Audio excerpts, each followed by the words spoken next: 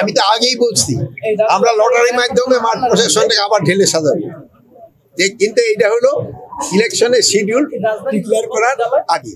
আর এই যে নর্মাল যে একটা প্রসিডিউর যেটা চলতো সেটা তো সবসময় চলে, যেমন স্বরাষ্ট্র মন্ত্রণালয় থেকেও পোস্টিং অর্ডার বের হয়, অন্যান্য মন্ত্রণালয়গুলি থেকে এটা হলো একটা প্রক্রিয়া, সবসময় চলমান প্রক্রিয়া।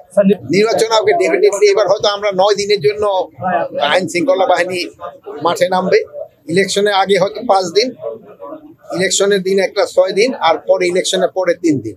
এটাও সব নির্ভর করে ইলেকশন কমিশনের উপরেও, তাদের সাথে আলোচনা করছি। বাট আমরা প্রপোজাল দিচ্ছি 9 দিনের জন্য। তো ওই ইলেকশনের আগে যে 5 দিন, সেই দিনটা একটা বড় ধরনের কার্যক্রম চলবে। যেহেতু এই সময় ধরেন আমাদের এখানে সেনাবাহিনী আছে মাঠে 30,000, হয়তো আস্তে আস্তে হয়তো আমরা তাদের উঠাবো এক সময়।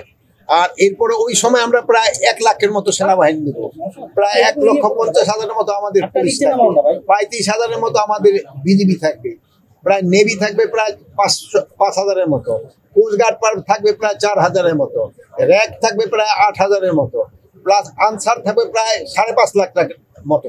এই আনসার কিন্তু ইলেকশনে একটা সবচেয়ে বড় ভূমিকা পালন করে। এবার আমরা আনসারের জন্য একটা করে হাতিয়ারও বেশি দেওয়া হচ্ছে ইলেকশন প্লাস আমরা এবার বডি ক্যাম কিনে দিচ্ছি পুলিশের। এই জন্য ইলেকশন খুব শান্তিপূর্ণ ভাবে হবে, এমন কোথাও কোনো রকমের কোনো অসুবিধা হবে।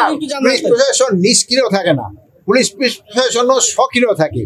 বাট আপনার মতো এত সক্রিয় থাকে না। এক সময় ধরেন এই পটুয়াখালীতে হয়তো 2 জন সাংবাদিক ছিল, আজকে মাশাআল্লাহ শত শত সাংবাদিক হয়ে গেছে। কিন্তু পুলিশের সংখ্যা কিন্তু এত বাড়াইতে পারিনি, সংখ্যা যেমন আগে যা ছিল এর চেয়ে এত গুণ কিন্তু করতে পারিনি। আপনার মতো যদি এত গুণ করে দিতে পারতাম তো পুলিশে কিন্তু আরো ভালো কাজ করতে পারতো। বাট পুলিশ এখনো কিন্তু খুব ভালো কাজ করে যাচ্ছে।